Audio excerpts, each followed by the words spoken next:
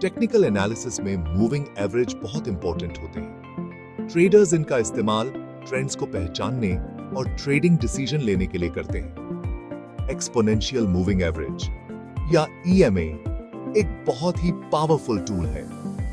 यह प्राइस में होने वाले बदलावों पर जल्दी रिएक्ट करता है। यह वॉलेटाइल मार्केट्स में और भी ज्यादा यूजफुल बनाता है। ईएमएस ट्रेंड फॉलोइंग इंडिकेटर होते हैं। ये प्राइस एक्शन का एक स्मूथ रिप्रेजेंटेशन देते हैं। एसएमए के उलट ईएमए हाल के प्राइस को ज्यादा वेटेज देता है।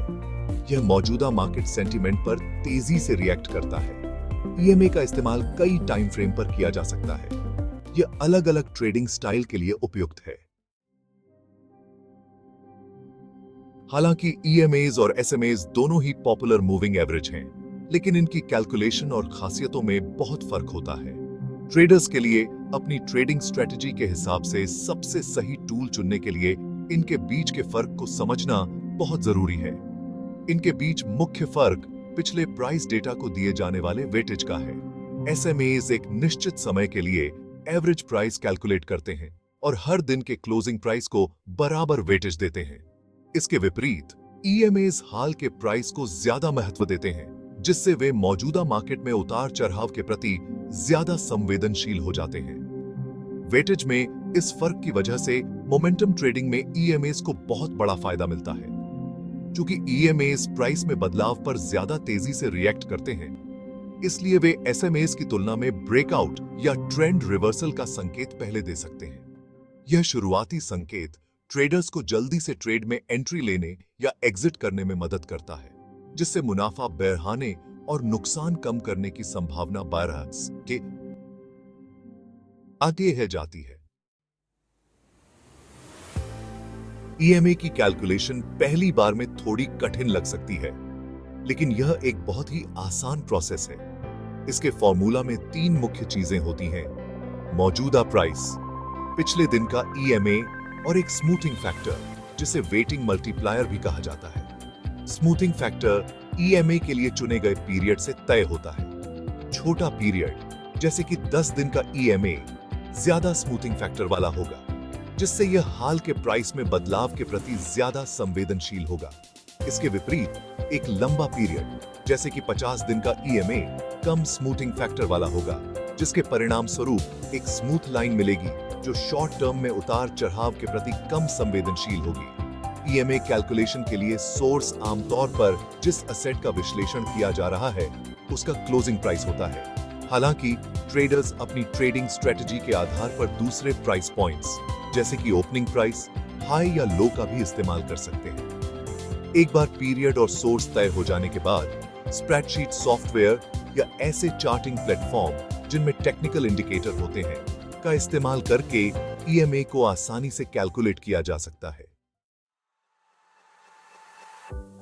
सेक्शन 4 टेक्निकल एनालिसिस में ईएमएस का इस्तेमाल करने के फायदे।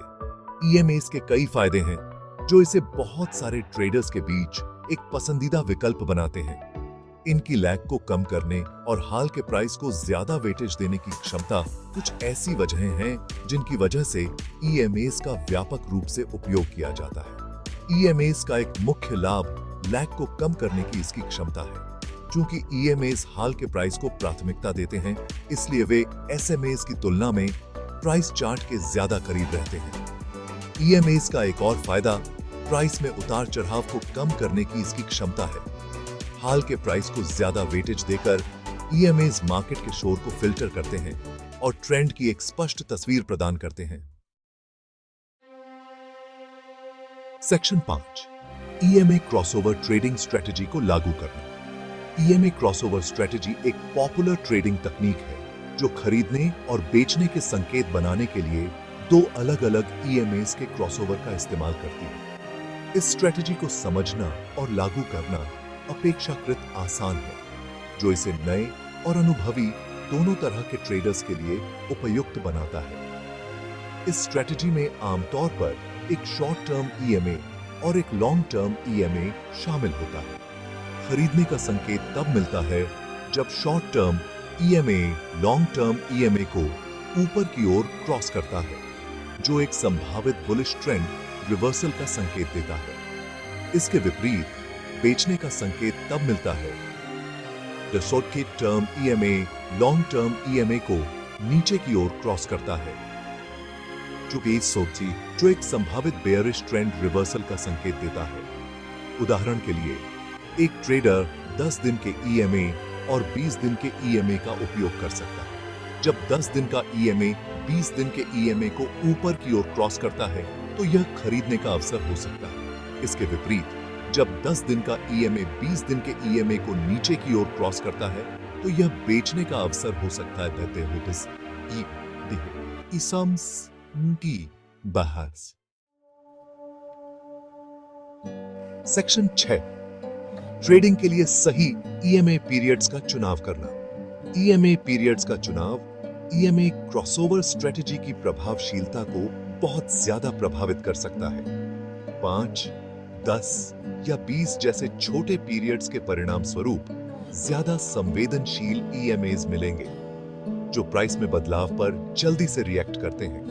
ये पीरियड्स उन ट्रेडर्स के लिए उपयुक्त हैं जो शॉर्ट टर्म प्राइस मूवमेंट को कैप्चर करना चाहते हैं और ज्यादा बार ट्रेडिंग सिग्नल मिलने में सहज हैं। 50, 100 या 200 जैसे लंबे पीरियड से स्मूथ ईएमएज मिलेंगे जो व्हिपसॉ और गलत संकेतों के प्रति कम संवेदनशील होते हैं। ये पीरियड्स उन स्विंग ट्रेडर्स या निवेशकों के लिए ज्यादा उपयुक्त हैं जिनका दृष्टिकोण दीर्घकालिक होता है। सही ईएमए पीरियड्स ट्रेडर की व्यक्तिगत प्राथमिकताओं, रिस्क टॉलरेंस और ट्रेड किए जा रहे विशिष्ट मार्केट के आधार पर अलग-अलग होंगे।